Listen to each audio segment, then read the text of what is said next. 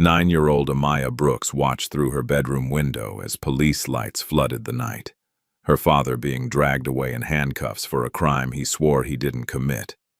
Officer Reynolds smirked as neighbors screamed that they had the wrong man, but by morning, the news called Derek Brooks a killer, and the lawyer said justice for people like them was a luxury they couldn't afford. Then Amaya found a mysterious message on her father's old phone. "I saw what really happened." And everything changed. The cops thought they were dealing with a helpless child from the poor side of town, someone who would break under pressure and disappear into silence. What they didn't know was that Amaya Brooks had something more powerful than money or connections. She had the truth, and she wasn't afraid to fight for it. Just before we get back to it, I'd love to know where you're watching from today, and if you're enjoying these stories, make sure you're subscribed. The night air hung thick and humid over the poor side of town, the kind of sticky warmth that made everything feel slower, heavier.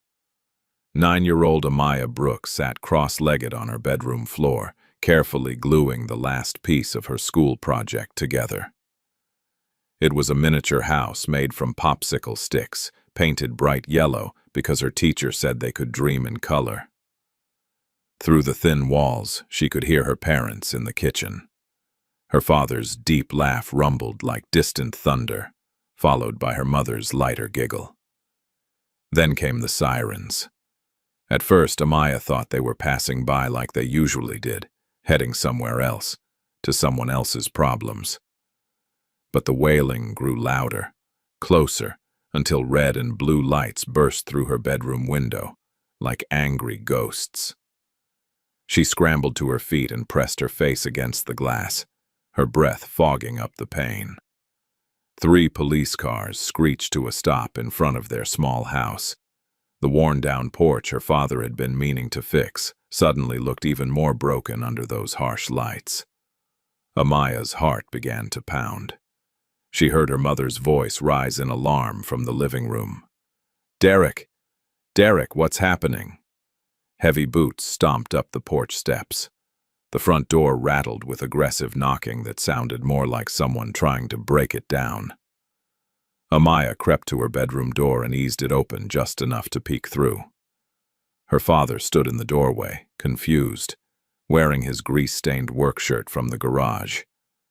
His hands were up in a calming gesture. "Officers, what's this about? Is something wrong?" "Derek Brooks." The lead officer's voice was cold and mechanical. "Yes, that's me, but you're under arrest for armed robbery and homicide." The words hung in the air like a punch that hadn't landed yet. Amaya felt her stomach drop. Her mother, Lena, gasped and clutched the doorframe. "What? No, there must be some mistake." Derek's voice cracked with disbelief. "I've been home all day. Evening. I just got off work at 6. My boss can tell you." "Turn around and put your hands behind your back." The officer stepped forward, handcuffs already out. "Please, just let me explain."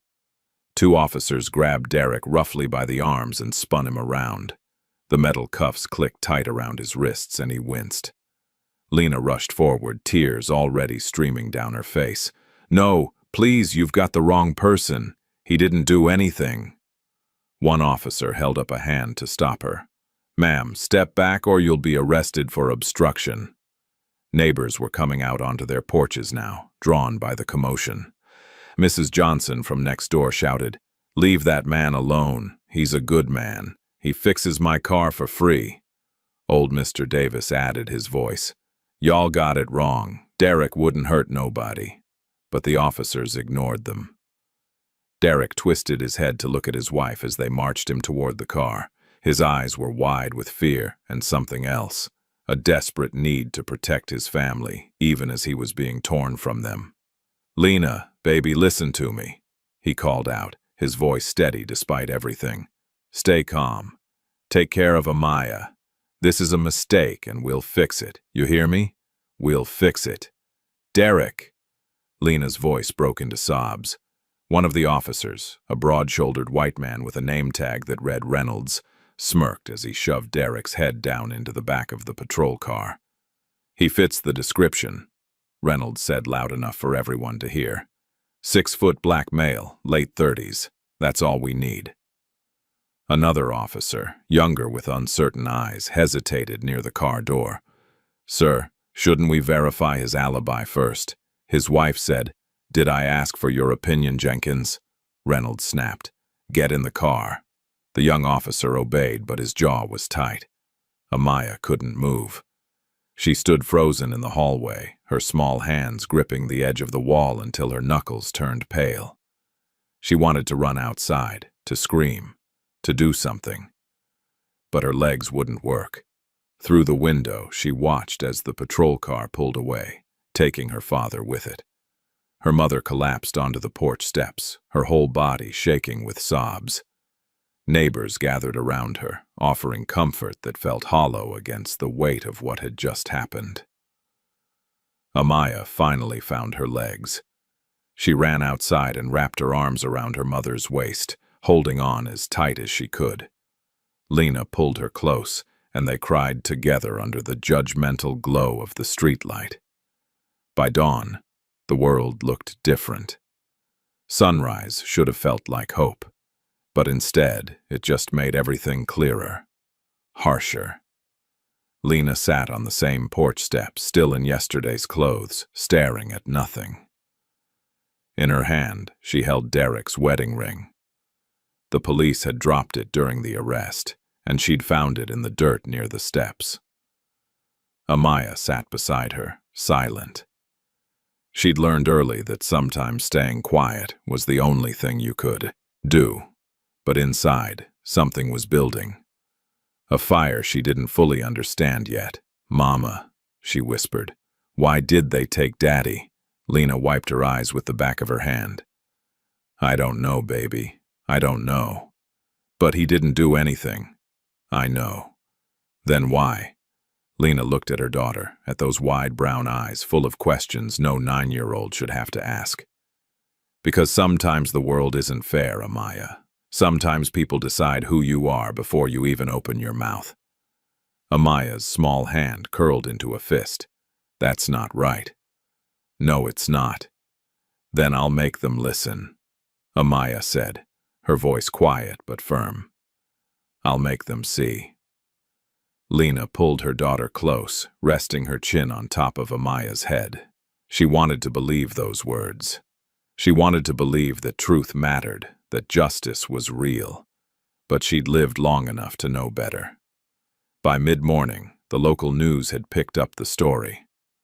Lena turned on the television, hoping for answers, and instead found betrayal.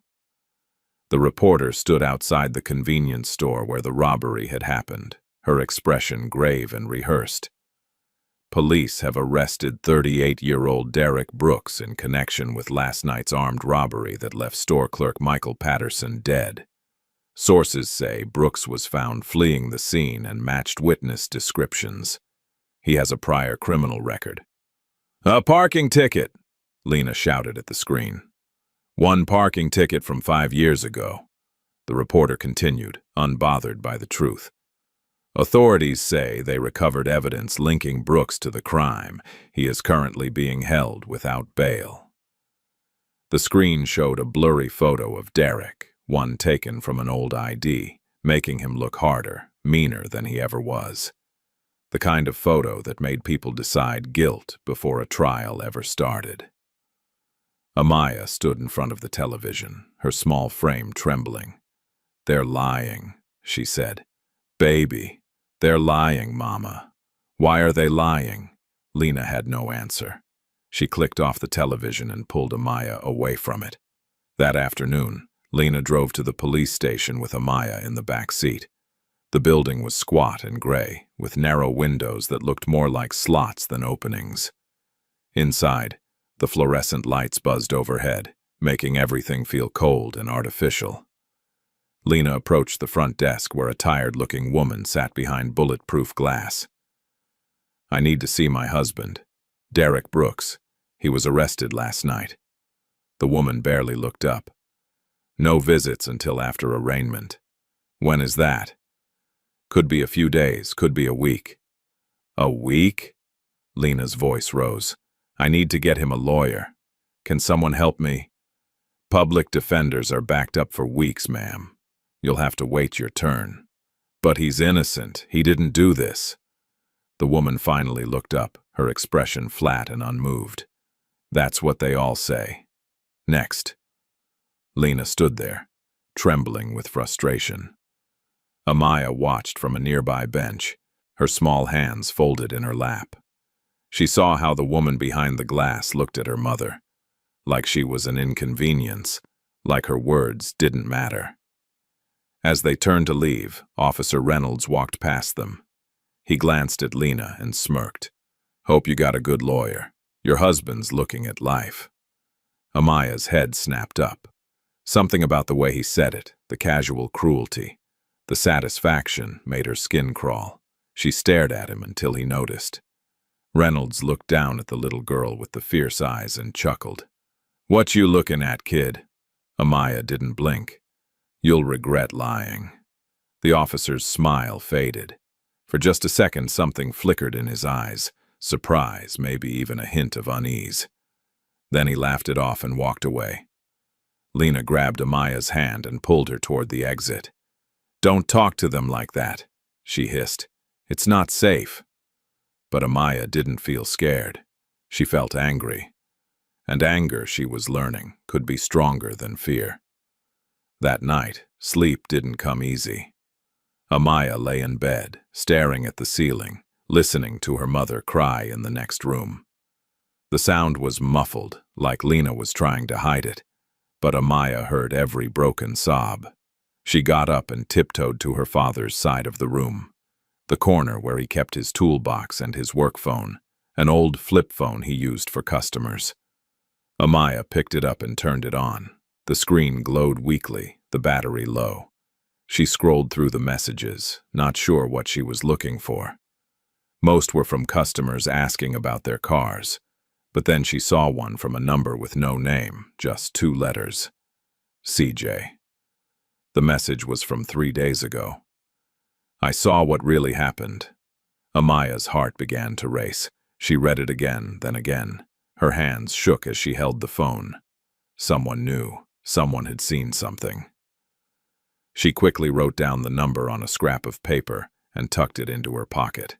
Then she turned off the phone and put it back exactly where she found it. Outside, a dog barked in the distance. The house creaked and settled. And somewhere in the darkness, Amaya Brooks made a silent promise. She would find out the truth, no matter what it took. The morning after finding the mysterious message, Amaya walked into school feeling like she was wearing a target on her back. Word traveled fast in small towns, especially bad news. By the time she reached her classroom, everyone already knew. Whispers followed her down the hallway like shadows. She caught fragments of conversations as she passed. That's the girl whose dad. I heard he killed someone. My mom said we shouldn't talk to her. Amaya kept her eyes forward and slid into her seat near the back of the classroom. Her best friend, or at least the girl who used to be her best friend, scooted her desk a few inches away. Mrs. Patterson, the teacher, cleared her throat at the front of the room. She was a thin woman, with gray streaks in her hair and glasses that always slid down her nose. She looked at Amaya with a mixture of pity and discomfort. Class, let's settle down and focus on our lessons today. I don't want any gossip or unkind words. She paused and looked directly at Amaya. And Amaya, I trust you won't cause any trouble. The words hit like a slap. Cause trouble? She hadn't done anything. But she understood the message. Be quiet, be invisible. Don't make this harder than it already is. At lunch, Amaya sat alone at the corner table. Her sandwich tasted like cardboard, but she forced herself to eat. Across the cafeteria, she saw a group of kids pointing at her and laughing. One of them made a gesture like handcuffs clicking shut. She looked down at her lunch tray and blinked hard. She wouldn't cry. Not here. Not where they could see. After school, Amaya walked home alone. Normally, her mother picked her up, but Lena was working a double shift at the diner, trying to make up for the bills that were already piling up. The hospital had called that morning about a payment plan. The electric company had sent a warning notice. When Amaya got home, the house felt too empty. She dropped her backpack by the door and went to her room, pulling out the scrap of paper with CJ's number. Her fingers trembled as she dialed on the house phone. It rang once, twice, 3 times. She was about to hang up when someone answered. "Hello?" The voice was young, male, nervous. "Is this CJ?" Amaya asked, her voice barely above a whisper. There was a long pause. "Who is this?" "My name is Amaya Brooks. You sent a message to my dad's phone. You said you saw what really happened." Another pause, longer this time. She could hear breathing on the other end, quick and shallow. "I can't talk on the phone," CJ finally said. "They might be listening." "Who might be listening?" "Just meet me at the train tracks after dark. The old bridge near Maple Street. Come alone. I don't know if I can. If you want to help your dad, you'll come." The line went dead. Amaya stood there holding the phone, her heart hammering in her chest. The train tracks. After dark. Her mother would never allow it. But CJ's words echoed in her mind. "If you want to help your dad." That evening, Lena came home exhausted. She smelled like fryer grease and coffee, and her feet dragged as she walked through the door. Amaya had reheated leftovers for dinner, and they ate in silence at the small kitchen table. "Your boss at the diner," Amaya finally said. "Is he being nice to you?" Lena sighed. "He cut my shifts, baby. Said with everything going on, some customers are uncomfortable." "That's not fair." "No, it's not." Lena pushed her food around her plate. "We might lose the house if things don't get better soon." Amaya's chest tightened. Lose the house? This was the only home she'd ever known. The place where her father taught her to ride a bike in the driveway, where her mother baked birthday cakes that always tilted to one side, where family meant something.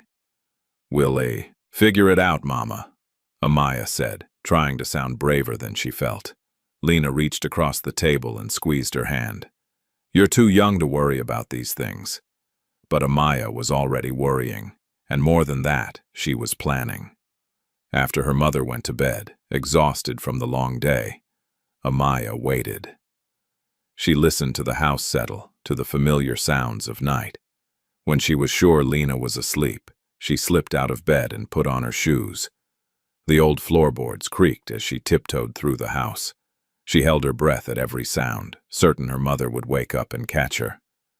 But Lena's soft snoring continued from the bedroom. Amaya eased the back door open and slipped out into the night. The air was cooler now, and the darkness felt heavier than she expected. Street lights were few and far between in this part of town, and the ones that worked flickered weakly. She walked quickly, keeping to the shadows, her small frame practically invisible in the dark. The train tracks were about 15 minutes away on foot. Amaya had been there before during the day with her father, watching the freight trains rumble past. But at night, it felt different, dangerous and lonely. She reached the old bridge, a rusted metal structure that spanned a dried-up creek bed. In the moonlight, it looked like the skeleton of some ancient creature. "Hello?" she called softly. A figure emerged from behind one of the bridge supports. It was a teenage boy, maybe 16 or 17, with shaggy blonde hair and nervous eyes. He wore a hoodie and jeans, and his hands were shoved deep in his pockets. "You're Amaya?" he asked. She nodded. "You're CJ?" "Yeah." He looked around, scanning the darkness. "You sure nobody followed you?" "I'm sure." CJ stepped closer, and she could see his face better now. He looked scared, like he hadn't slept in days. His eyes were red-rimmed, and he kept glancing over his shoulder. "Why did you text my dad?" Amaya asked. CJ swallowed hard. "Because I was there that night, at the convenience store. I saw what happened." Amaya's breath caught. "You saw the robbery?" "Yeah, I was across the street sitting on the bus stop bench. I saw everything. He paused, his jaw working like he was chewing on words he didn't want to say. Your dad didn't do it. Relief and anger crashed through her at the same time. Then who did? CJ looked away, and in that moment, Amaya saw the real reason for his fear. My cousin, he finally whispered. Kyle Reynolds. The name hit her like cold water. Reynolds? Like Officer Reynolds? His nephew. Kyle's always been trouble, but this time CJ's voice cracked. He killed that man. I saw him run out of the store with a gun. I saw him get in his car and speed away. Then why didn't you tell the police? CJ let out a bitter laugh. Tell them? His uncle is a cop. Kyle bragged about it later, said nobody would ever touch him. Said if I talked, he'd make sure I ended up in prison too. Amaya's mind raced. But you have to tell someone. My dad is going to go to jail for something he didn't do. I know. CJ reached into his pocket and pulled out an old phone. I recorded Kyle's car leaving. It's not much, but you can see his license plate and the timestamp. It's from that night. He handed her the phone, and Amaya's hands shook as she took it. On the screen was a grainy video, but clear enough to see a dark sedan speeding away from the store. The license plate was visible for just a few seconds, but it was there. This is proof, she breathed. It's something, CJ said, but I don't know if it's enough. The Reynolds family has a lot of power around here. It has to be enough. Amaya clutched the phone tightly. Thank you for this. CJ looked at her with sad eyes. I'm sorry about your dad. I should have said something sooner. Before Amaya could respond, headlights swept across the bridge. Both of them froze. A police car was cruising slowly down the street nearby, its spotlight scanning the area. You need to go, CJ hissed. Now. Amaya didn't argue. She turned and ran, keeping low and staying in the shadows. Behind her, she heard CJ's footsteps going in the opposite direction. The police car turned onto the street that led to the tracks. Amaya ducked behind a row of trash cans in someone's yard, pressing herself flat against the ground. The spotlight swept past her hiding spot, so close she could see the beam cutting through the darkness. Her heart pounded so hard she thought it might give her away. She squeezed her eyes shut and held her breath. The police car rolled past slowly, then continued down the street. Amaya waited several long minutes before she dared to move. When she finally stood up, her legs felt like jelly. She ran the rest of the way home, not stopping until she was back inside her house. She eased the back door shut and locked it, then leaned against it, gasping for breath. In her hand, the phone felt like it weighed 1,000 pounds. The next morning, Lena found her sitting at the kitchen table, still in yesterday's clothes. Amaya, did you sleep at all? Amaya looked up at her mother with tired eyes. Mama, I need to tell you something. What is it, baby? I know who really robbed that store, and I have proof. Lena's face went pale. What are you talking about? Amaya told her everything. The message, the meeting with CJ, the video. With every word, Lena's expression shifted from shock to fear to anger. You snuck out in the middle of the night? Lena's voice rose. Do you have any idea how dangerous that was? I had to, Mama. Nobody else was going to help us. That's not your job. You're 9 years old. Lena grabbed Amaya by the shoulders, not rough, but firm. They don't care about truth, baby.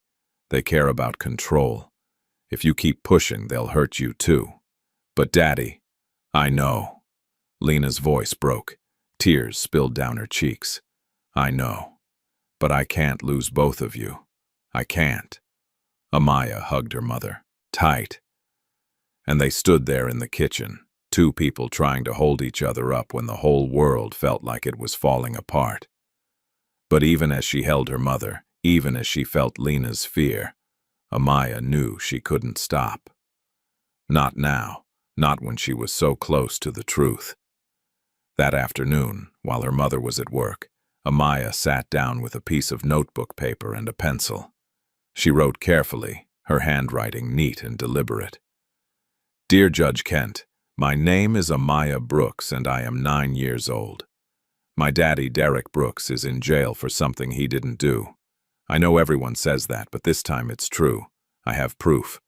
Please, please listen to me. Please reopen his case.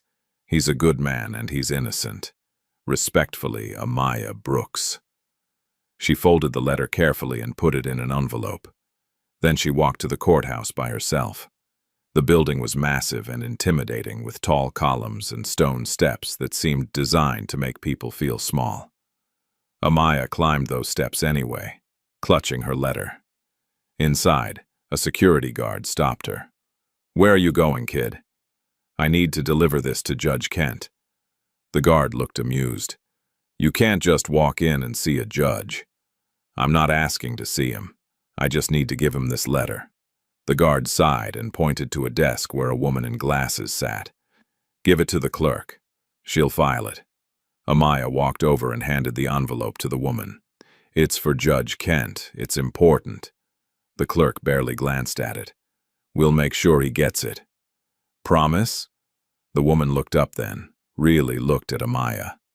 Maybe she saw the desperation in her eyes, or maybe she just felt sorry for her. Either way, she nodded. I promise. Thank you. As Amaya walked out of the courthouse, she felt a tiny spark of hope. She'd done something. Maybe it wouldn't be enough, but at least she'd tried.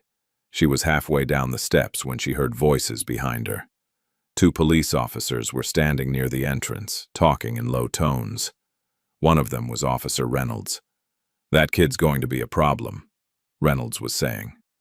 The other officer chuckled. She's 9. What's she going to do? If she keeps talking, she won't make it to middle school. The words were said casually, like a joke, but Amaya heard the threat underneath. She froze on the steps, her blood running cold. Reynolds hadn't seen her yet. She quickly turned and hurried away, her heart racing.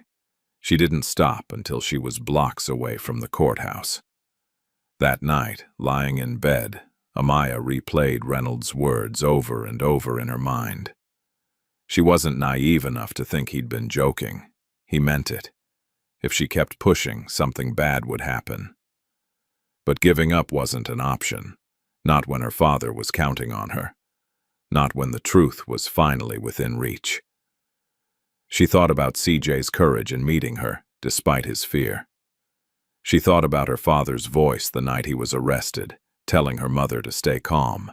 She thought about all the people who had stayed silent before, who had let injustice win because fighting back was too hard, too dangerous.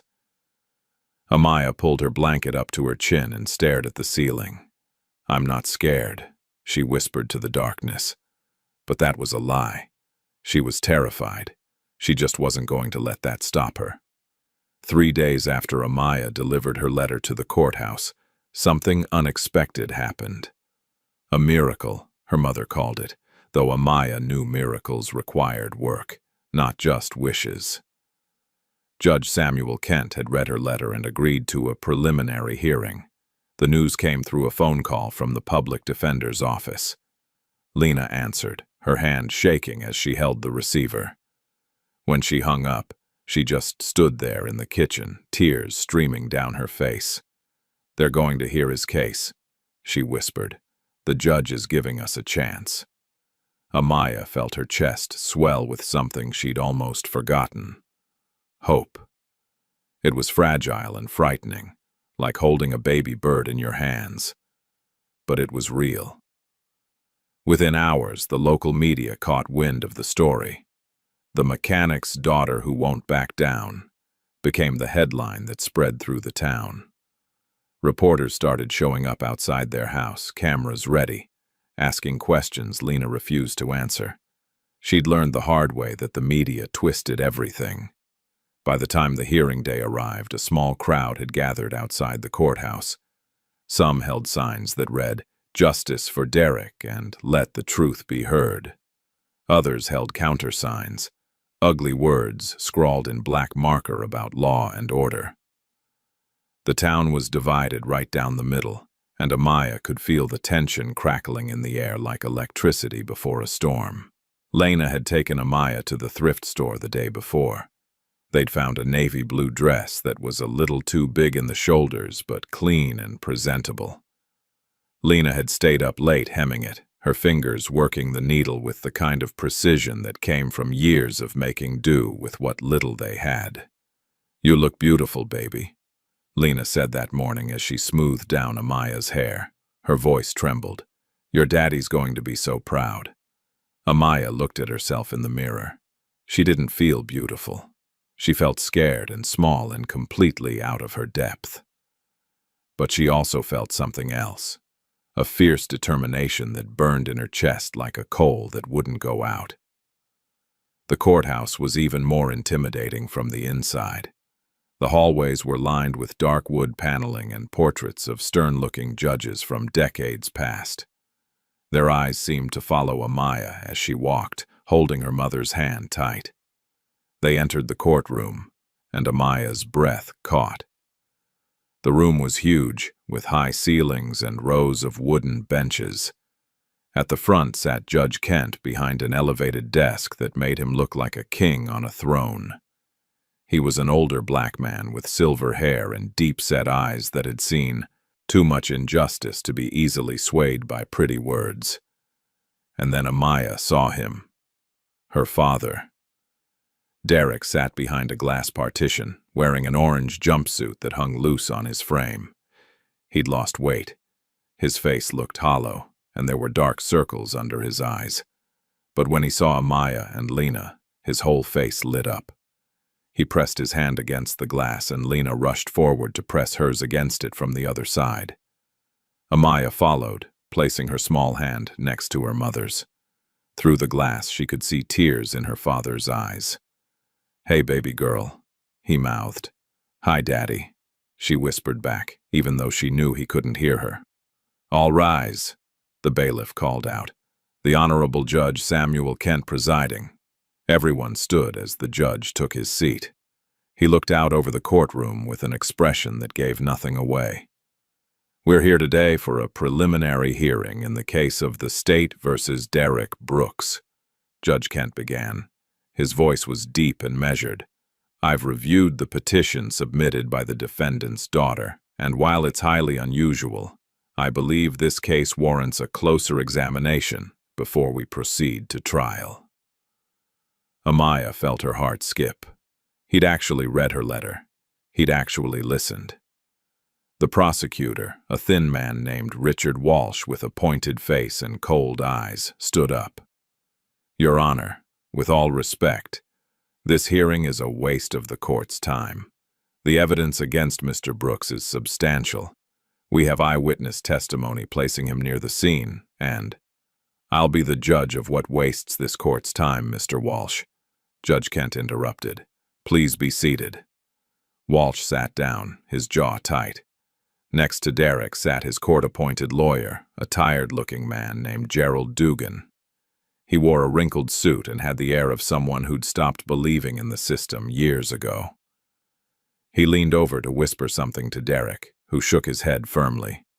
"Mr. Dugan," Judge Kent said, "does the defense have anything to present?" Dugan stood slowly, shuffling his papers. "Your Honor, given the circumstances, we believe the best course of action would be to negotiate a plea deal. My client could plead to a lesser charge and—" "No," Derek said loudly, his voice carrying across the courtroom. "I'm not pleading guilty to something I didn't do." Dugan looked flustered. "Mr. Brooks, I really think—" "I said no."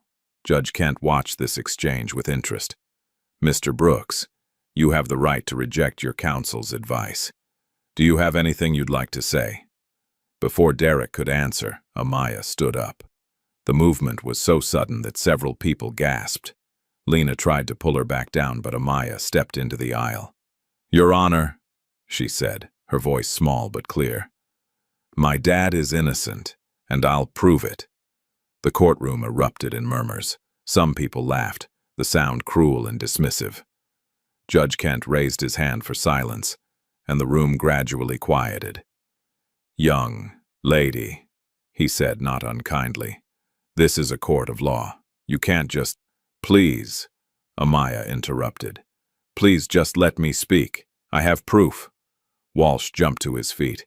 "Your Honor, this is absurd. We can't let a child—" "Mr. Walsh, sit down."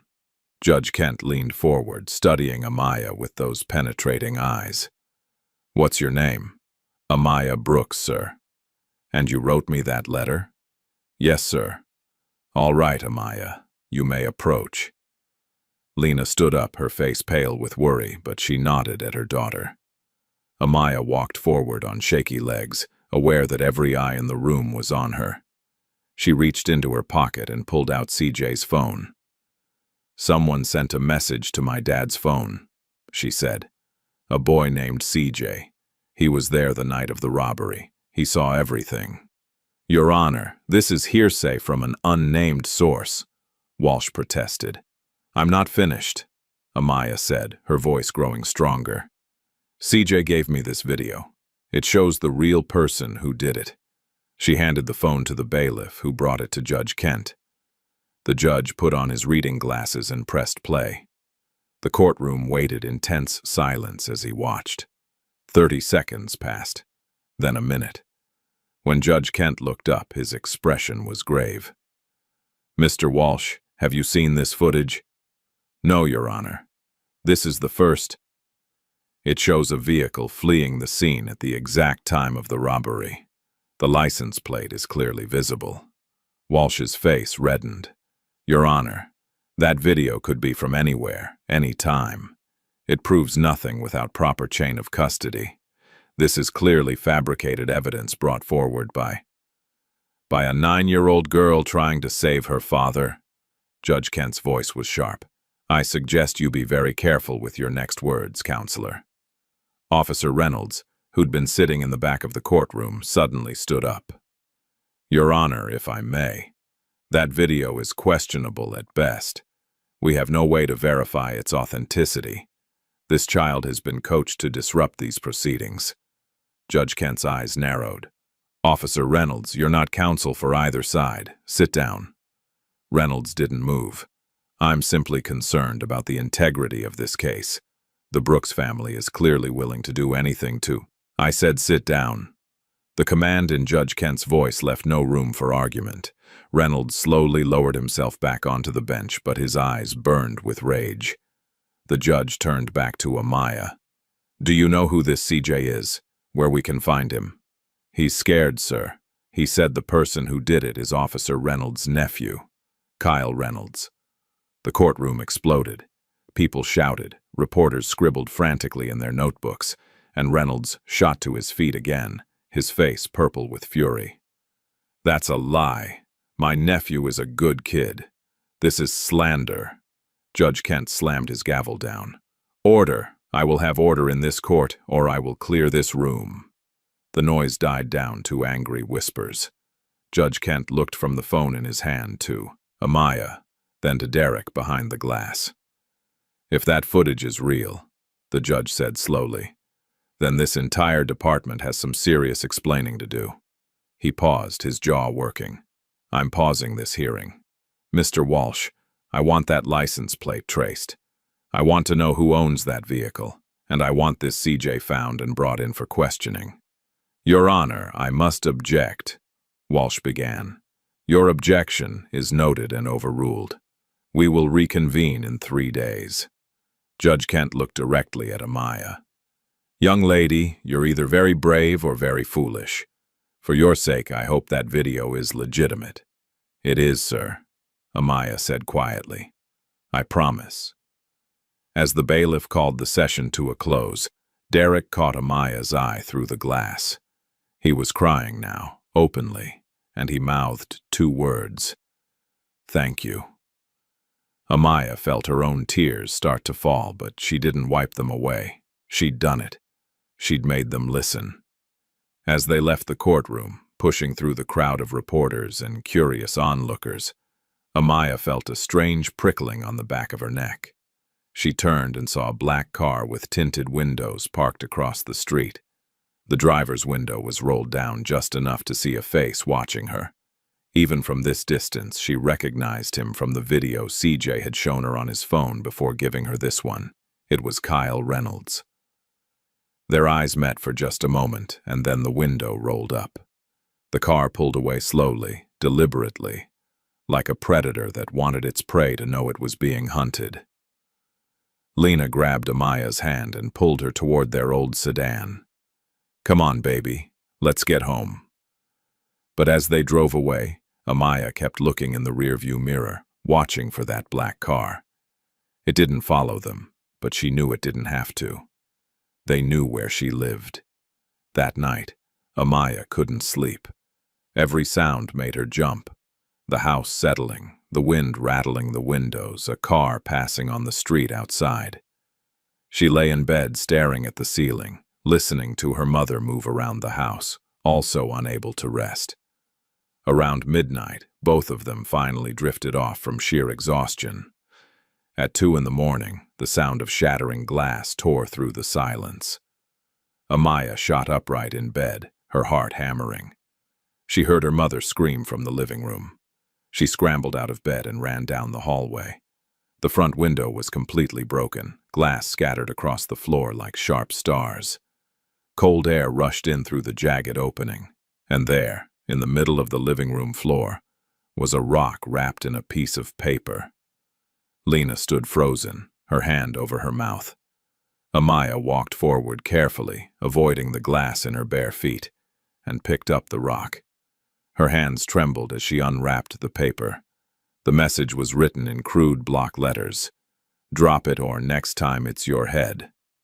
Lena snatched the paper from Amaya's hands and read it. Her face went from scared to furious in an instant. "That's it. We're calling the police."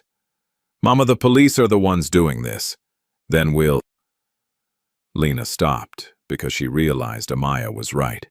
Who could they call? Who would believe them? They spent the rest of the night cleaning up the glass and boarding up the window with cardboard and duct tape. Neighbors came over when they saw the commotion, offering help and expressing outrage. Mrs. Johnson brought over coffee and sat with them until sunrise, her presence a small comfort in the darkness. "Those cowards," Mrs. Johnson muttered, shaking her head. "Threatening a child. They ought to be ashamed." But shame required a conscience, and the people behind this threat had none. The next morning, Amaya tried calling CJ's number again. She'd tried several times since the hearing, wanting to tell him what happened, wanting to make sure he was okay. But this time, instead of ringing, she got a recorded message. "The number you have dialed is no longer in service." Her stomach dropped. She tried again, thinking maybe she'd dialed wrong. Same message. "Mama," she called out, "CJ's phone is disconnected." Lena came into the room, worry etched across her face. They drove to the address CJ had mentioned once during their meeting, a small house on the east side of town. When they pulled up, Amaya's worst fears were confirmed. The house was empty. Not just empty like nobody was home, but abandoned. Windows were boarded up, the lawn overgrown, and there was a "for sale" sign planted in the dirt. It looked like nobody had lived there in weeks. "He's gone," Amaya whispered. "Or they made him disappear," Lena said grimly. They sat in the car for a long moment, the engine idling, neither knowing what to do next. Then Lena made a decision. "We're going to the police records office. If they destroyed that video evidence, there might be other records they tried to hide." The police records office was a small building attached to the main station. A bored-looking clerk sat behind the desk, filing her nails. When Lena approached and asked for body cam footage from the night of Derek's arrest, the woman barely looked up. "Fill out this request form. Processing takes 4 to 6 weeks." 6 weeks? Can't you just check if the footage exists? The clerk sighed like this was the biggest inconvenience of her life. She typed something into her computer, her long nails clicking against the keys. Then she frowned.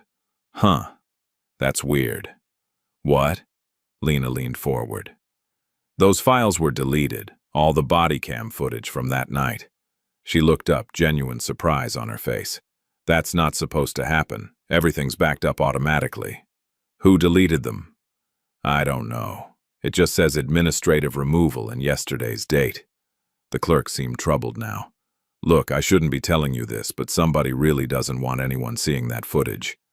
Lena thanked her and hurried back to the car where Amaya was waiting. As she explained what happened, Amaya felt the weight of it all pressing down on her.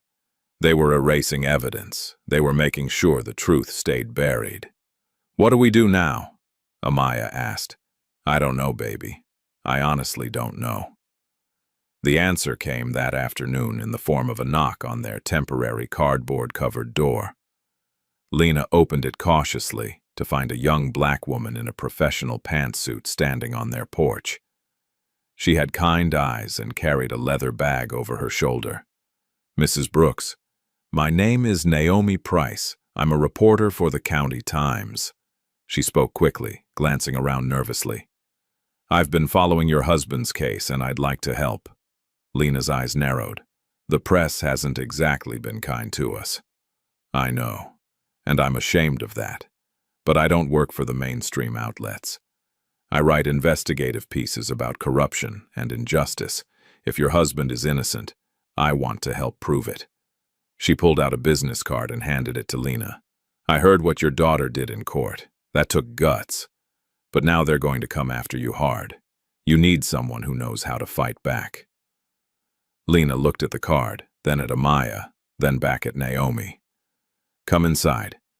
They sat at the kitchen table and Amaya told Naomi everything. The message from CJ, the video, the hearing, the threat. Naomi took notes, her expression growing darker with each detail. This is bigger than I thought, Naomi said. If Reynolds is protecting his nephew and other officers are helping cover it up, we're talking about systematic corruption. Can you write about it? Amaya asked. I can, but I need more than your testimony. I need evidence they can't deny. She thought for a moment. You said CJ gave you the video. Are there any other witnesses? Anyone else who might have seen something? I don't know, Amaya admitted. Then we find them. Naomi stood up, energized. I'll start digging. In the meantime, you both need to be careful. If they threw a rock through your window, they're capable of worse. As Naomi was leaving, a police car pulled up in front of the house. Officer Reynolds himself got out and walked up to where Naomi was standing by her car. Ms. Price, he said, his voice dripping with false politeness. Fancy seeing you here. Just doing my job, officer. Is that right? He stepped closer, invading her space. Let me give you some friendly advice. This story you're chasing? It's not what you think. Sometimes little girls make up stories because they can't accept the truth about their daddies. Naomi didn't back down. And sometimes corrupt cops protect their own, even when they're criminals. Reynolds' smile vanished. He leaned in close, his voice dropping to a whisper that only Naomi could hear. Drop the story, lady. You don't know who you're messing with. I know exactly who I'm messing with. Naomi pulled out her phone and held it up. And I'm recording this conversation, by the way. So unless you want police intimidation of press added to your list of problems, I suggest you back off. Reynolds' face flushed red. He glared at her for a long moment, then turned and walked back to his car without another word. Naomi's hands were shaking as she got into her car, but she managed a brave smile for Amaya and Lena, who'd watched the whole thing from the doorway. Then she drove away. That evening, Naomi called Lena's cell phone. I found someone who might help us, an ex-cop named Detective Cole Harris. He was fired from the force 5 years ago for trying to expose corruption. If anyone knows how Reynolds operates, it's him. They arranged to meet at a diner on the outskirts of town the next morning. Amaya insisted on coming, and Lena was too tired to argue. Cole Harris was a tall black man in his 50s with gray hair and tired eyes that had seen too much. He wore jeans and a flannel shirt, looking more like a regular working man than a former detective. When they sat down in the booth, he ordered coffee and studied Amaya with a mixture of sadness and respect. "You're the girl from the courthouse," he said. Amaya nodded. That was brave. Stupid, but brave. He took a sip of his coffee. "Naomi told me about your situation. I'm not surprised Reynolds is involved. That man's been dirty since the day he put on a badge." "Can you help us?" Lena asked. "Maybe. I still have contacts in the department, people who are tired of looking the other way. Let me make some calls, dig around a little." He looked at Amaya. "But I need you to understand something, kid. Going after Reynolds is dangerous. He's got friends in high places and they protect their own. You sure you want to keep fighting this?" "My dad is innocent," Amaya said simply. Harris nodded slowly. "Then we fight." Over the next 2 days, Harris worked his contacts while Naomi investigated the robbery case from every angle. They met in secret, always careful, always watching for tails. Harris discovered something crucial. The evidence log from the night of the robbery was missing key fingerprints. The knife they claimed had Derek's prints on it was never properly logged into evidence. The timeline didn't match. Someone had planted it after the fact. "They were sloppy," Harris explained during one of their meetings. "They didn't expect anyone to look this close. They figured another black man in prison was just business as usual." Naomi had been digging into Kyle Reynolds' background. She'd found a pattern of violence and brushes with the law that always mysteriously disappeared from official records. His uncle had been cleaning up after him for years, but the more they discovered, the more dangerous things became. Amaya and Naomi were followed everywhere they went. Black cars with tinted windows appeared on their street at odd hours. Phone calls came at night with no one on the other end, just breathing. Lena was terrified. She begged them to stop, to just accept the plea deal, to save themselves before it was too late. But Amaya refused. "We're so close, Mama," she said. "We can't stop now." Then one night, everything came crashing down. Naomi was driving home late after meeting with one of Harris's contacts. The street was dark and empty. She didn't see the truck until it was too late. It came out of nowhere, speeding through a red light, slamming into the driver's side of her car. The impact sent her spinning across the intersection. Metal screamed, glass shattered, and Naomi's car flipped twice before coming to rest upside down. By the time the ambulance arrived, the truck was long gone. Amaya got the call at 3 in the morning. She and Lena rushed to the hospital, their hearts in their throats. Naomi was alive, but barely. Broken ribs, a concussion, lacerations across her face and arms. The doctor said she was lucky to survive, but her car was completely destroyed, burned in the crash. All her files, all her research gone. Amaya sat in the hospital waiting room, clutching the only thing she had left. Her father's wedding ring that she always wore on a chain around her neck. She held it tight, feeling the metal warm against her palm. They'd tried to kill Naomi. They'd destroyed the evidence. They'd made CJ disappear. And now Amaya sat in this cold, sterile hospital, wondering if fighting for the truth was worth this price. Her mother sat beside her, crying softly. Around them, other families waited for news about their own loved ones. The fluorescent lights hummed overhead. A clock on the wall ticked away the seconds. And somewhere in the distance, thunder rumbled, promising a storm.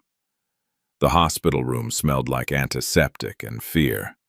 Amaya woke to the steady beep of machines monitoring her vitals, though she wasn't sure why she was the one hooked up to them.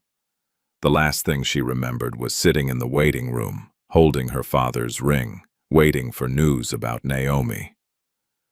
Her mother sat in the chair beside her bed, head bowed in prayer, fingers clasped so tight her knuckles had gone white.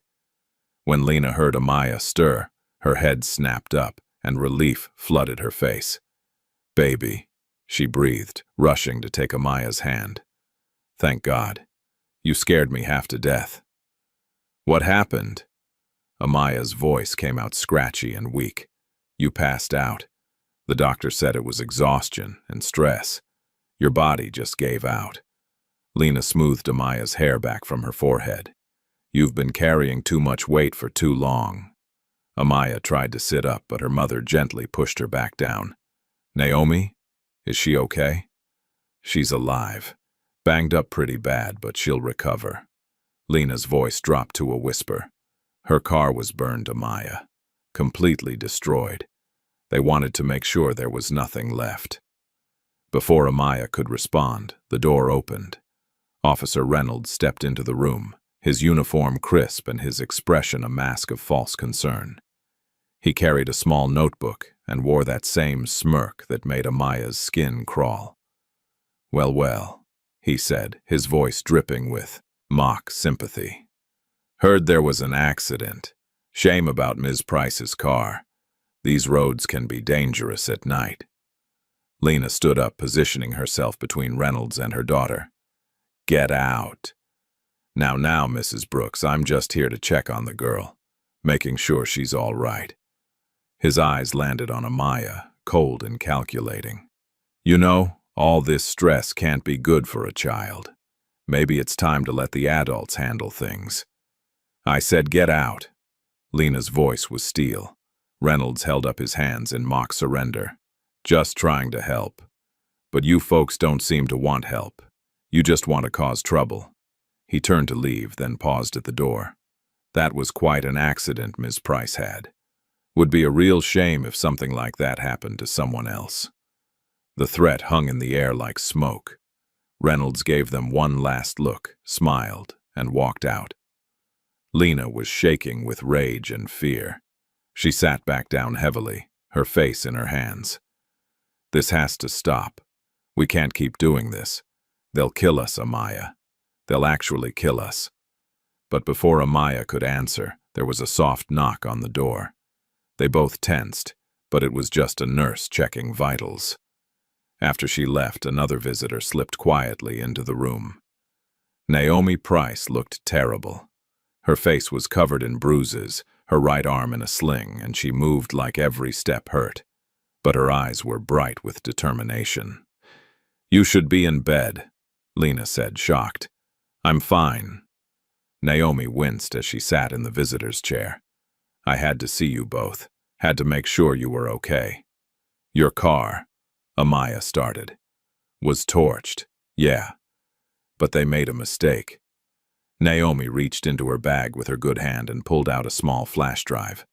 I always keep backups. Every file, every interview, every piece of evidence we gathered. It's all here. Amaya felt hope flicker in her chest. Everything? Everything. They can destroy my car, threaten us, try to scare us off. But they can't erase the truth. Naomi handed the flash drive to Lena. Keep this safe. It's our insurance policy. That evening, after Naomi had left and Amaya was finally cleared to go home, they found another visitor waiting in the hospital lobby.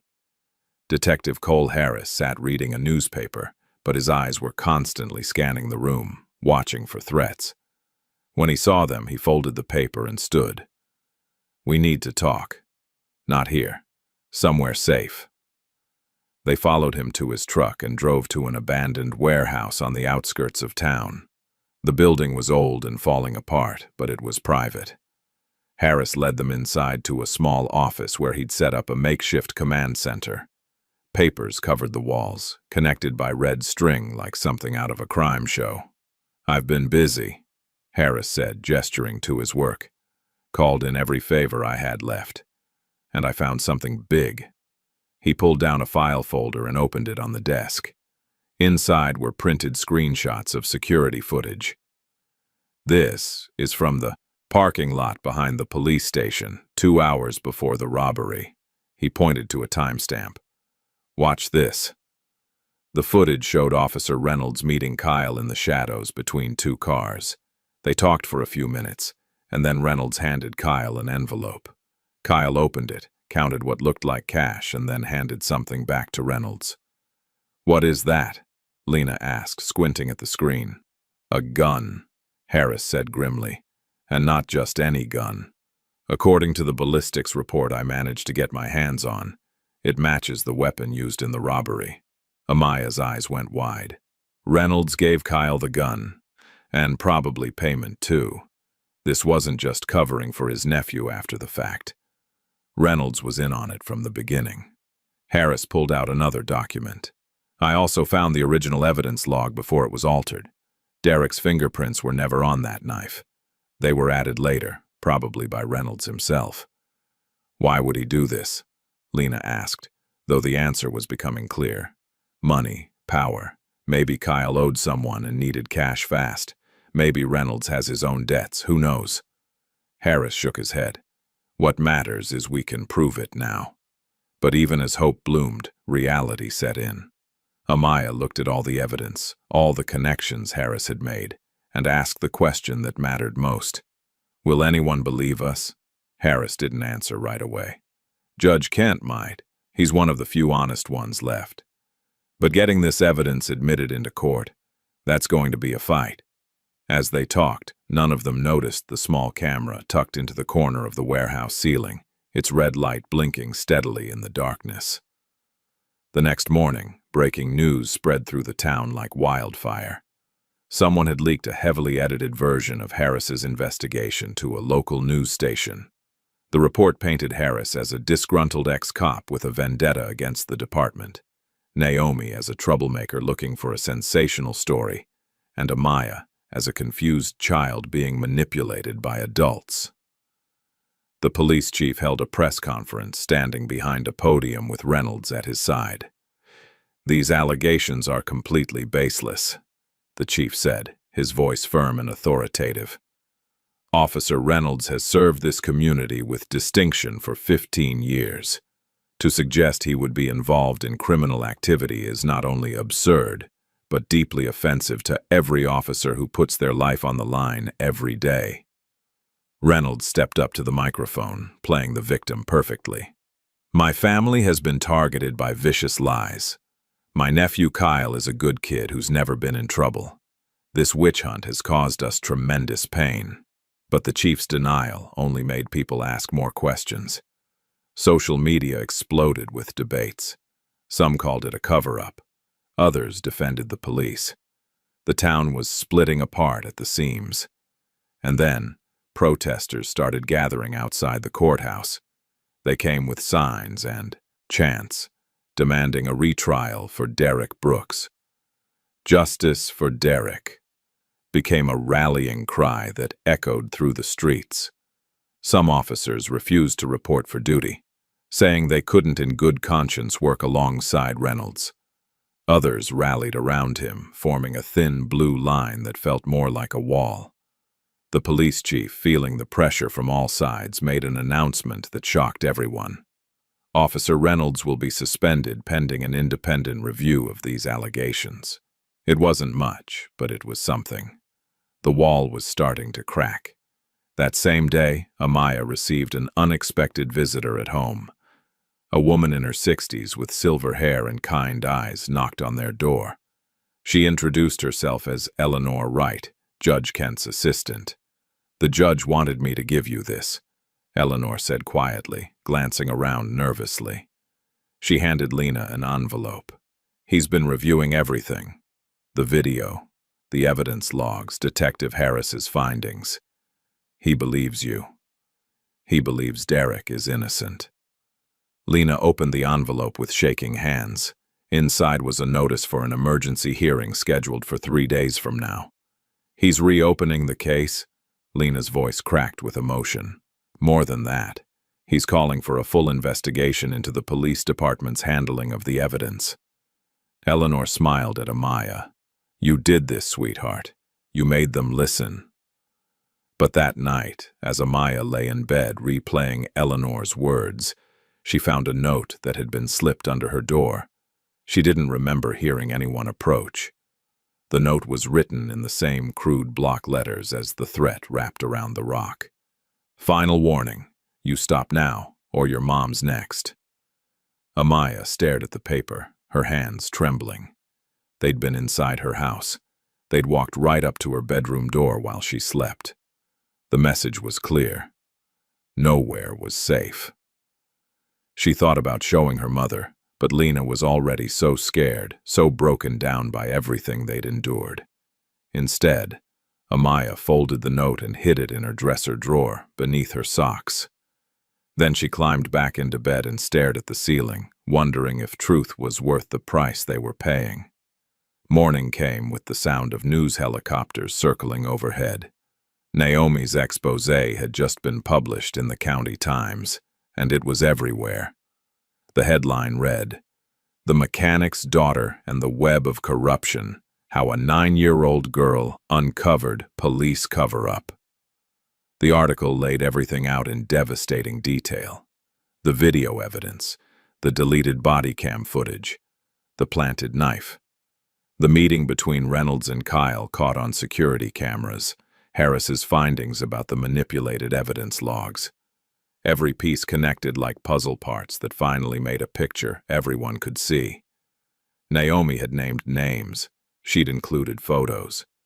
She'd traced Kyle Reynolds' history of violence and his uncle's pattern of making charges disappear. The article didn't just accuse, it proved. Within hours, the story went viral. National news outlets picked it up. Social media exploded. People across the country were suddenly talking about Derek Brooks and the little girl who wouldn't give up. The town erupted in chaos. Protesters swelled outside the courthouse and police headquarters, their numbers growing from dozens to hundreds. They chanted and marched, demanding accountability. "No justice, no peace," rang through the streets. But not everyone supported them. Counter-protesters showed up too, waving thin blue-line flags and shouting about law and order. Tensions ran high. Police in riot gear formed barriers. It felt like the whole town might tear itself apart. Inside the Brooks home, Lena watched the news coverage with tears streaming down her face. "Look what you started," she said to Amaya, but her voice wasn't angry. It was awed. "I just wanted to save Daddy," Amaya said quietly. "You did more than that, baby. You woke people up." The backlash against Reynolds was swift and brutal. Fellow officers who'd stayed silent for years suddenly found their voices. Anonymous tips flooded into internal affairs. Records of other suspicious cases began to surface, cases where evidence had been mishandled, where suspects had been framed, where Reynolds' name appeared in the margins. The district attorney, realizing which way the wind was blowing, tried to get ahead of the scandal. He held a press conference announcing that his office would conduct a full review of all cases involving Officer Reynolds or his nephew. But Judge Kent wasn't willing to wait for bureaucratic processes. He called an emergency hearing for that very afternoon. The courthouse was surrounded by so many people that extra security had to be called in just to keep order. Amaya and Lena had to push through crowds of supporters who cheered for them and reporters who shouted questions. Inside, the courtroom was packed to capacity. Every seat was filled, and people lined the walls. The air was thick with anticipation and the weight of history being made. Derek was brought in, looking bewildered by everything that had happened in the past few days. When he saw the crowd, saw the cameras, saw his daughter sitting in the front row, his eyes filled with tears. Judge Kent entered, and the room fell silent. He looked out over the assembly with an expression of grim determination. "We are here today because a child had the courage to speak truth to power," he began, "and because that truth has exposed a rot within our justice system that can no longer be ignored." The prosecutor, Richard Walsh, stood up. His face was pale and he looked like he'd aged 10 years in the past week. "Your Honor, in light of new evidence that has come to our attention, the state moves to dismiss all charges against Derek Brooks." Gasps filled the courtroom. Lena grabbed Amaya's hand so tight it hurt. "Furthermore," Walsh continued, his voice strained, "we are filing charges against Kyle Reynolds for armed robbery and first-degree murder, and against Officer Randall Reynolds for evidence tampering, obstruction of justice, and conspiracy." The courtroom erupted in cheers and shouts. Judge Kent had to bang his gavel repeatedly to restore order. "Motion granted," Kent said once the noise died down. "Mr. Brooks, you are free to go. This court apologizes for the grave injustice done to you and your family." But before anyone could celebrate, the courtroom doors burst open. Kyle Reynolds stood there, wild-eyed and desperate, holding something in his jacket. Security guards moved toward him, but he shouted, "Stay back, I just want to talk." Everyone froze. Amaya's heart hammered in her chest. Kyle looked around the room frantically, his eyes finally landing on her. "This is all your fault," he spat. "You couldn't just leave it alone. You had to keep digging." "Kyle, don't do this," Judge Kent said calmly. "You're only making things worse." "Worse? It can't get any worse. You people have already destroyed my life." But before Kyle could do anything else, federal agents in bulletproof vests stormed into the courtroom behind him. Leading them was U.S. Marshal James Tate, a tall man with silver hair and an air of absolute authority. "Kyle Reynolds, you're under arrest for murder, armed robbery, and interstate flight to avoid prosecution." Tate nodded to his team, and they quickly subdued Kyle, cuffing him as he screamed and struggled. Then Marshal Tate turned to the back of the courtroom, where Officer Reynolds sat, his face drained of all color. "Randall Reynolds, you're also under arrest for evidence tampering, conspiracy to commit murder, and violation of civil rights under color of law. The FBI has taken over this investigation." Two agents moved toward Reynolds. For a moment, it looked like he might run or fight, but then his shoulders sagged and he let them cuff him without resistance. As they let him out, he locked eyes with Amaya one last time. "You think this changes anything?" he snarled. "The system will always protect itself." Judge Kent stood up, his voice ringing through the courtroom. "Not anymore. Not if we can help it." As Reynolds and Kyle were escorted out, the courtroom erupted again, but this time it was pure celebration. Strangers hugged each other. People cried tears of joy. The weight of injustice that had pressed down on them for so long finally lifted. Derek was released from custody immediately. The moment he was free, he ran to his family. Lena threw her arms around him, sobbing into his chest. Amaya wrapped her arms around both her parents, and the three of them held each other like they'd never let go. "You did it, baby girl," Derek whispered into Amaya's hair. "You actually did it." "We did it, Daddy," she corrected. "All of us." Outside the courthouse, Naomi was being swarmed by other journalists, all wanting to know how she'd uncovered the story.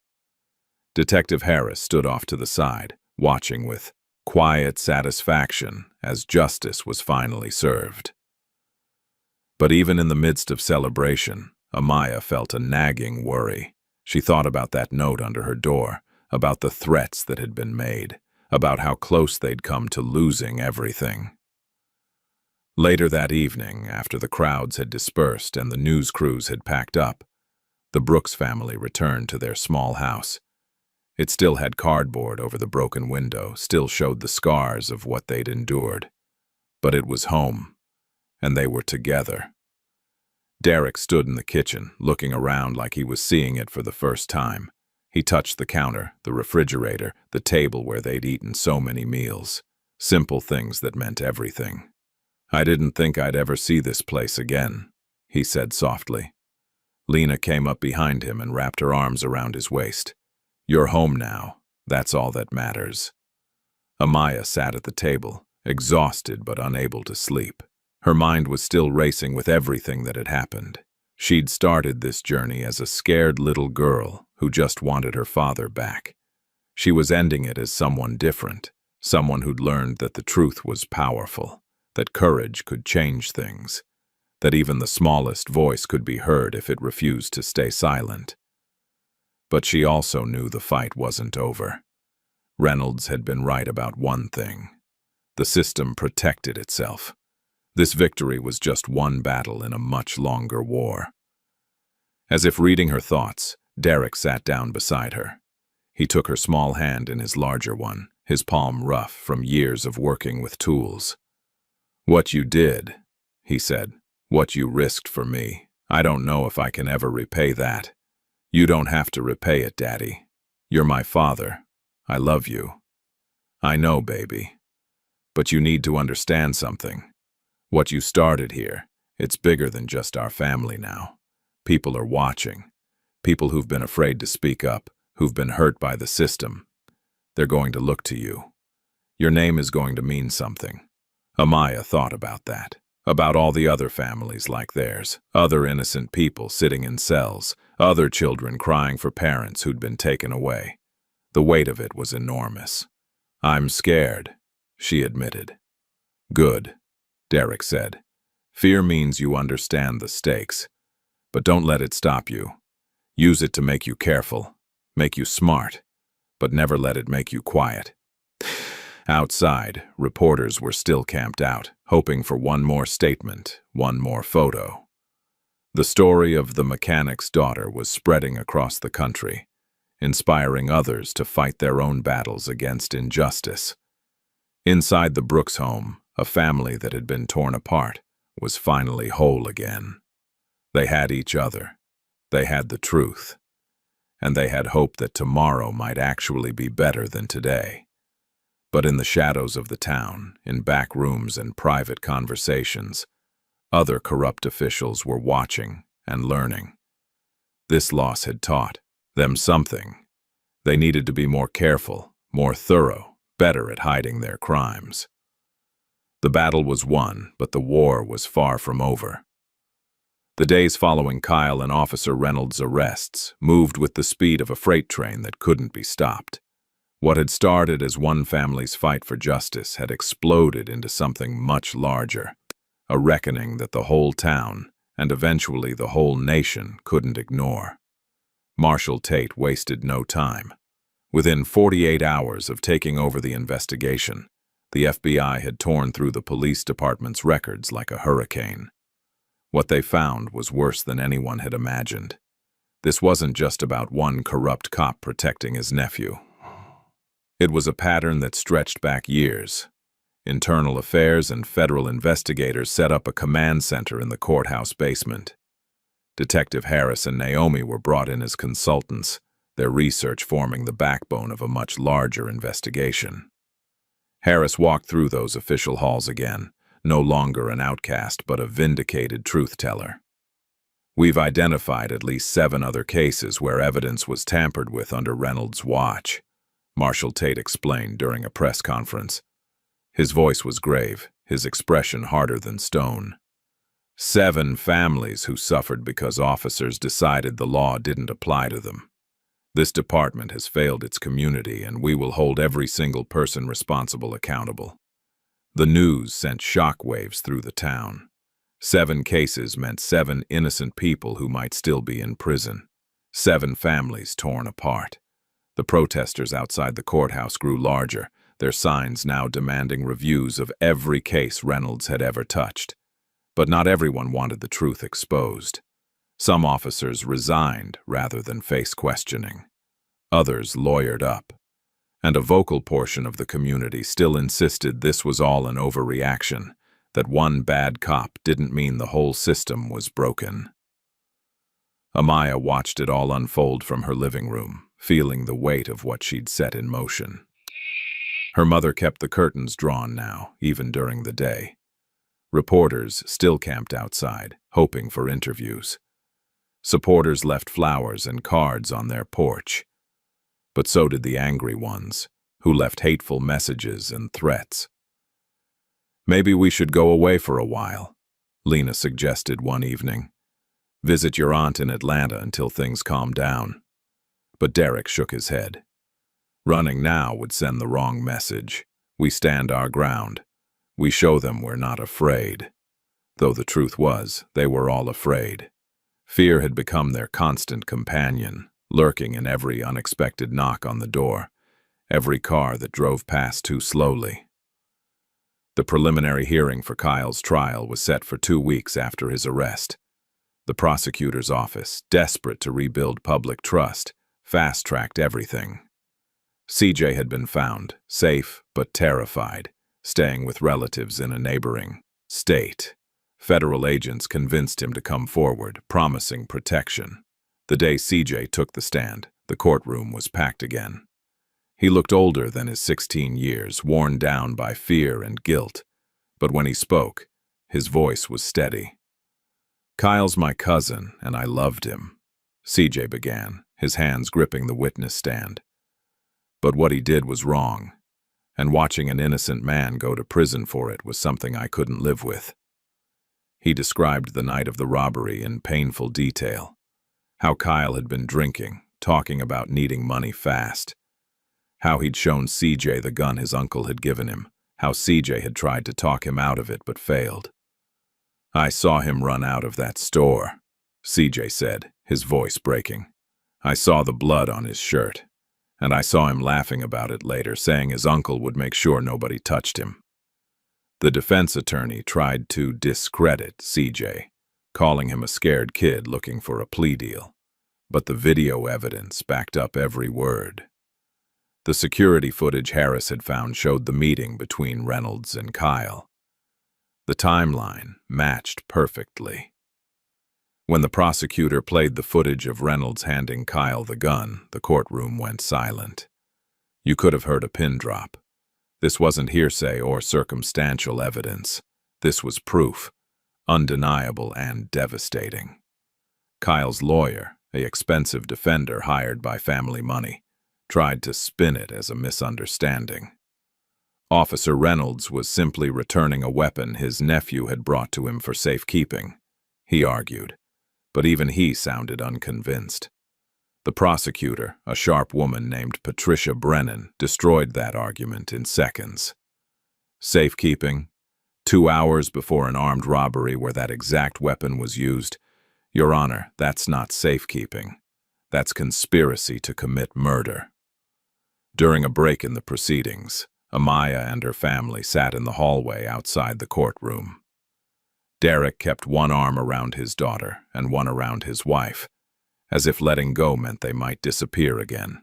Naomi approached them, her injuries healing but still visible. "How are you all holding up?" "We're managing," Lena said, though the exhaustion in her voice told a different story. "The national response has been incredible," Naomi said. "I've been getting calls from news outlets across the country. Everyone wants to know about the girl who took on a corrupt police force and won." Amaya shifted uncomfortably. She didn't feel like a hero. She felt like a tired kid who just wanted her normal life back. As if sensing her thoughts, Derek squeezed her shoulder. "You did something brave, baby. But brave doesn't mean unafraid. It means doing what's right, even when you're scared out of your mind." The trial continued for 3 more days. Witness after witness took the stand. The store clerk's widow testified about her husband's final moments, sobbing as she described the man who'd been taken from her. Ballistics experts confirmed the gun. Forensic analysts explained how the evidence had been manipulated. And then came the moment everyone had been waiting for. The prosecutor called Amaya Brooks to the stand. The courtroom fell silent as Amaya walked forward. She looked impossibly small in the witness box, her feet barely touching the floor. But when she placed her hand on the Bible and swore to tell the truth, her voice didn't waver. "Tell us, Amaya," Prosecutor Brennan said gently. "Why did you decide to investigate your father's case?" Amaya looked out at the courtroom, at all the faces watching her.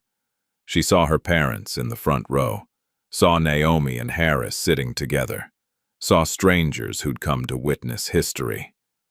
"Because I knew my daddy didn't do it," she said simply. "And I knew that if I didn't fight for him, nobody else would. They called me a poor little girl who didn't know better. But being poor doesn't mean you don't know truth, and being little doesn't mean your voice doesn't matter." The words hung in the air like a benediction. Several people in the courtroom wiped away tears. Even the judge looked moved. Kyle's defense attorney tried to cross-examine her, to poke holes in her story. But Amaya answered every question with simple honesty. She didn't embellish. She didn't exaggerate. She just told the truth. When she stepped down from the stand, the entire courtroom erupted in applause. Judge Kent didn't even try to stop it. He let the moment breathe, let justice have its sound. The jury deliberated for less than 4 hours. When they returned, the foreman stood with a piece of paper that would change everything. In the case of the state versus Kyle Reynolds, on the charge of first-degree murder, we find the defendant guilty. On the charge of armed robbery, we find the defendant guilty. Kyle's face went white. His mother, sitting in the back, let out a wail. But the widow of the store clerk closed her eyes and whispered a prayer of thanks. Officer Reynolds' trial came next, and it was even swifter. The evidence was overwhelming. 12 officers testified against him, finally unburdening themselves of years of complicity and guilt. The FBI presented evidence of 7 other cases where he'd tampered with evidence. When the guilty verdict was read, conspiracy to commit murder, evidence tampering, obstruction of justice, deprivation of rights under color of law. Reynolds stood stone-faced. As the bailiffs led him away, he turned one last time to look at Amaya. She met his gaze without flinching. She'd been afraid of this man once, but fear had taught her something important. Courage wasn't the absence of fear. It was standing up anyway. Outside the courthouse that day, Amaya stood with her parents and spoke to the press for the first time. "There are others like my daddy," she said into the microphones, her small voice amplified for the world to hear. "Other innocent people still waiting for someone to believe them. We can't stop now. We have to keep fighting until every single person's free." The words spread like wildfire. Within days, lawyers across the country were reopening cases, families were demanding reviews, and the justice system was being forced to look at itself in the mirror and confront what it saw. 6 months had passed since that day outside the courthouse. 6 months since Derek Brooks walked free and Officer Reynolds was sentenced to 25 years in federal prison. 6 months since a 9-year-old girl reminded the world that truth was more powerful than corruption. Life had slowly returned to something resembling normal, though nothing would ever be quite the same. Derek was back at his garage, fixing cars again. His hands still remembered the work, even if his soul carried scars that would never fully heal. But he was home, and that was what mattered. The community had rallied around him. His small garage now had more business than he could handle, people driving from neighboring towns just to support him.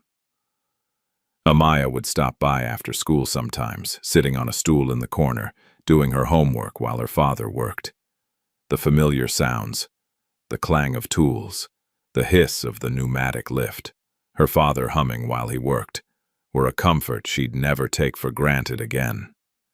"Hand me that wrench, baby girl," Derek would say, and she'd pass him tools like she used to, back before their world fell apart and had to be rebuilt piece by piece. The scholarship came as a surprise. The local university, moved by Amaya's courage, had established a fund in her name for students pursuing justice and legal reform.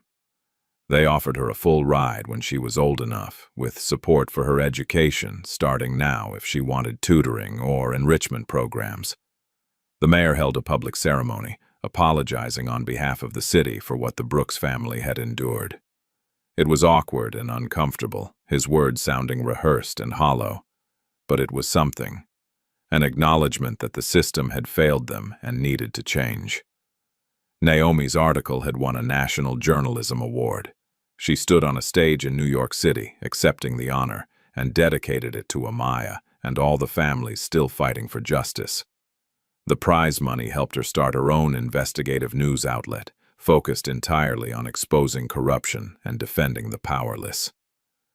"This is just the beginning," Naomi had told Amaya during a video call after the ceremony. "Your story opened doors that were locked for decades. Now we walk through them." CJ had testified at Kyle's sentencing hearing. He spoke about the guilt he carried, the nightmares he still had, the weight of staying silent when he should have spoken up.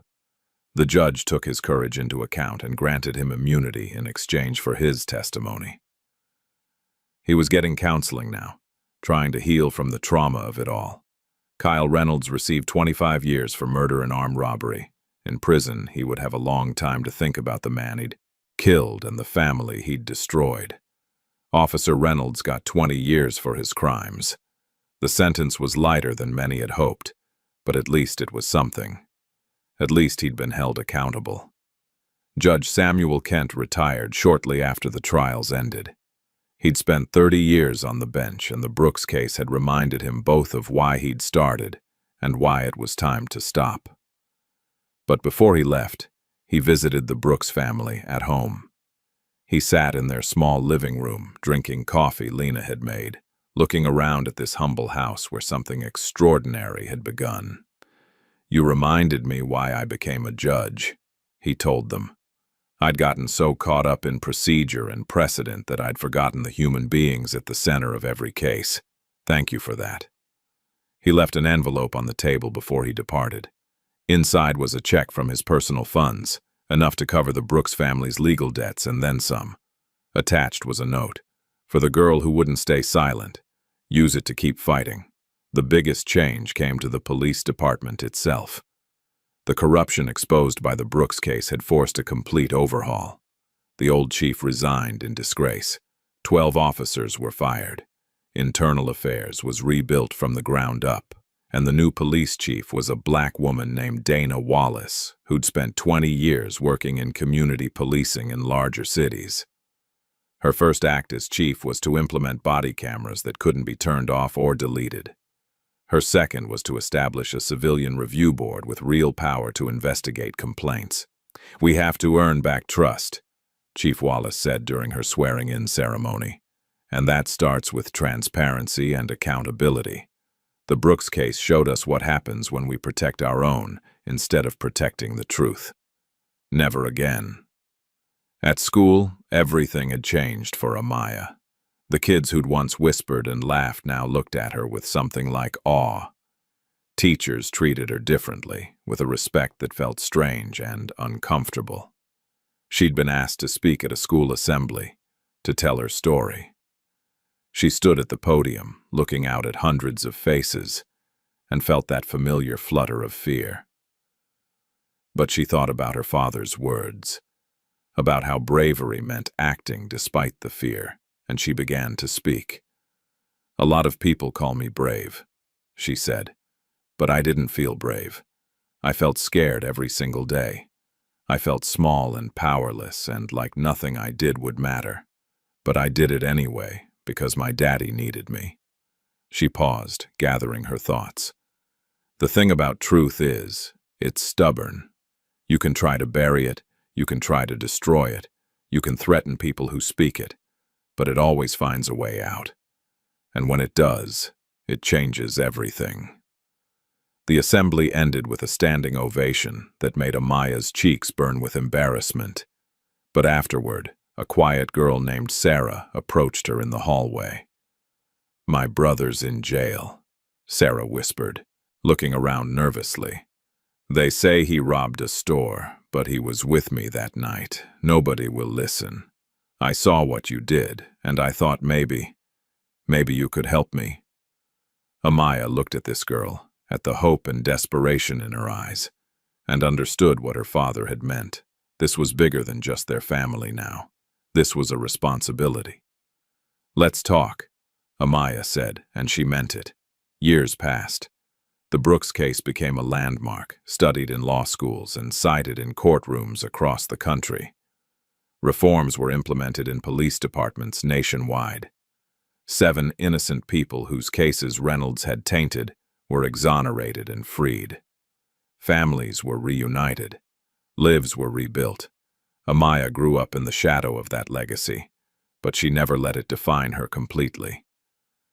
She was still just a girl who loved her parents, who struggled with math homework, who had crushes and friendships and dreams. But she also became someone who couldn't ignore injustice when she saw it.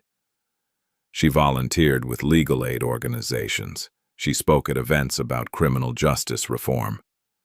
She helped other families navigate the system that had almost destroyed hers. And she studied, working toward the dream of becoming a defense attorney one day. The Brooks family took an annual trip to the cemetery where Derek's father was buried. They'd bring flowers, always roses, and Derek would kneel by the headstone, telling his father everything that had happened. "We made it, Dad," he'd say, his voice thick with emotion. "We made it through." Amaya would stand beside him, her hand on his shoulder, reading the inscription on the stone. Her grandfather had been a mechanic too, had taught Derek everything he knew about fixing things, both machines and, in his own way, the world. One evening, years later, an adult Amaya walked into a courtroom for the first time as a defense attorney. She wore a professional suit, carried a briefcase full of case files, and felt the weight of every person who'd believed in her. She sat at the defense table next to her client, a young man accused of a crime he swore he didn't commit. The system had already decided he was guilty. The evidence was circumstantial but damning. His family couldn't afford an expensive lawyer, but he had Amaya Brooks. And that meant something. Before the judge entered, Amaya opened her briefcase and pulled out her father's old notebook, the one he'd kept in the garage, full of diagrams and notes about how things worked.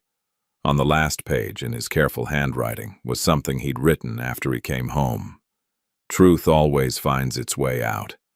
Like electricity running through a wire, it can't be stopped. Only directed.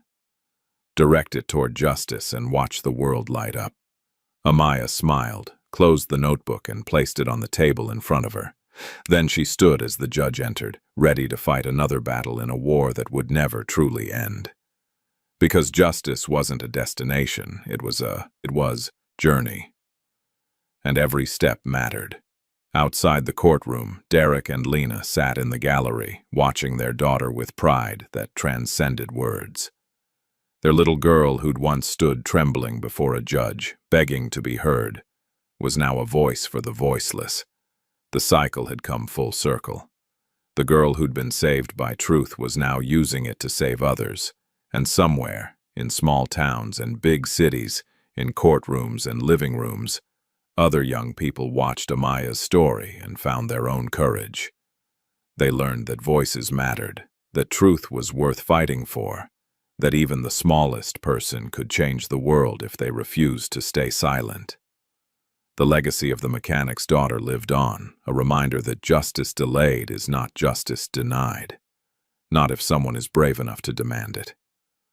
The story faded to a close, but the impact rippled outward, touching lives that would never know where it started, proving that sometimes the most powerful force in the universe isn't money or power or status. Sometimes it's just a little girl who loved her father and refused to let the world take him away. If you were 9 years old and the whole world told you to stay silent, would you have the courage to speak up anyway? Like and subscribe for more powerful stories of ordinary people doing extraordinary things.